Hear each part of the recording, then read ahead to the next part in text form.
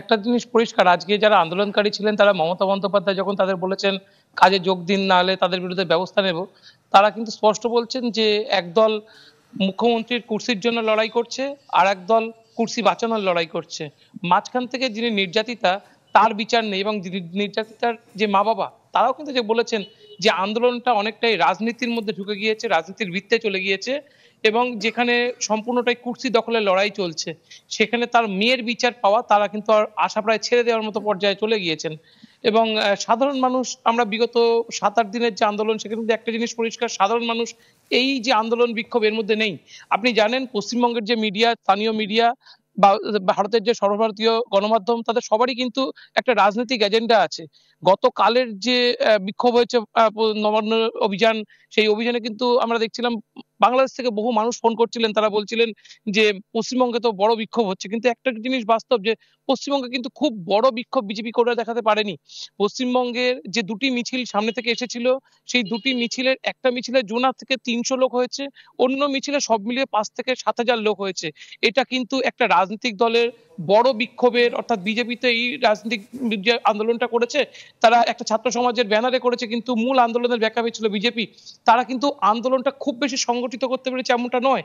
কিন্তু মিডিয়া সেই আন্দোলনের কভারেজ এমনভাবে দিয়েছে, তারা কিন্তু সরকারের উপর থেকে যে চাপ সৃষ্টি, স্থানীয় গণমাধ্যম যে চাপ সৃষ্টি শুরু থেকে করেছিল, তারাও কিন্তু তাদের ফোকাস থেকে অনেকটা সরে গিয়েছে। ফলে এই মুহূর্তে মমতা বন্দ্যোপাধ্যায় যে দাবি করছেন ধর্ষকের ফাঁসি চাই, সেখানেও যদি আপনি দেখেন মমতা বন্দ্যোপাধ্যায়ের যে আইনের কথা বলছে, তিনি বিল আনবেন, ভারতের যে বিদ্যমান আইন আছে সেই আইনেই ধর্ষকের ফাঁসির সাজার ব্যবস্থা রয়েছে। তাহলে কিসের ব্যবস্থা তিনি চাইছেন? সব মিলিয়ে কিন্তু প্রশাসনের যে ব্যবস্থা, সেই নিয়েই কিন্তু একটা প্রশ্ন উঠছে, এবং এই পর্যায়ে থেকে জনমানুষ যদি সেই জনবিপ্লব তৈরি করে ফেলতে না পারে, সেক্ষেত্রে ধর্ষকের যে সাজা বা বিচার, সেটা কিভাবে হবে সেটা নিয়ে প্রশ্ন আছে। কারণ পোস্টমর্টেম রিপোর্ট, সেটাকে টেম্পারিং করা হয়েছে, এটা স্পষ্ট। সিবিআইর যে প্রাথমিক রিপোর্ট জমা পড়েছে, সেখানে পোস্টমর্টেম রিপোর্টে বলা হয়েছে গণধর্ষণের কোনো ঘটনাই ঘটেনি। ১৬ দিন আজ সিবিআই তদন্ত করছে, এবং সেখানে একজনের বেশি, যেটা যিনি প্রথম গ্রেপ্তার হয়েছেন তারপরে সিবিআই একজনকেও গ্রেপ্তার করতে পারেনি। যদিও সূত্র বলছে সিবিআই হয়তো পরবর্তী সময়ে গ্রেপ্তারে যাবে, তবে এখনো পর্যন্ত তার কোনো বাস্তবায়ন কিছু চোখে পড়েনি।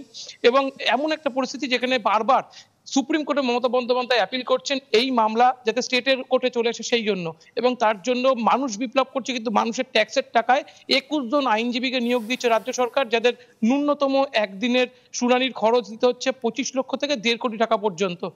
সব মিলিয়ে জনগণের ট্যাক্সের টাকায় সুপ্রিম কোর্টে মমতা ব্যানার্জি ধর্ষকের যে ফাঁসির সাজা, সেটা থেকে তিনি সরে আসার চেষ্টা করছেন। কেন করছেন? প্রশ্ন উঠছে পুলিশের ভূমিকা নিয়ে, যেখানে পুলিশের বিরুদ্ধে অভিযোগ, যে লাশের উপরে পোস্টমর্টেম নিয়ে প্রশ্ন রয়েছে, সেই লাশকে রাতারাতি পোড়ানো হয়েছে। সেই লাশের পোড়ানোর জন্য তো শ্মশান ঘাটে যে ধর্ষকের বিরুদ্ধে অভিযোগ, বারবার আঙুল উঠছে যে তৃণমূল বিধায়কের সন্তান, সেই তৃণমূল বিধায়ক নিজে শ্মশানে উপস্থিত থেকেছেন, এবং সেই ভিডিও প্রকাশ্যে চলে এসেছে। তারপরও মানুষ কিন্তু বলছে যে মানুষ এই বিচার হয়তো পাবে না, কারণ গোটা আন্দোলনটাই রাজনীতিকরণ হয়ে গেছে। শুভ, ধন্যবাদ আপনাকে। দর্শক, কলকাতা থেকে শুভজিৎ পুতুতুণ্ড সেখানকার রাজনৈতিক অবস্থা তখন আমাদের জানানোর চেষ্টা করি।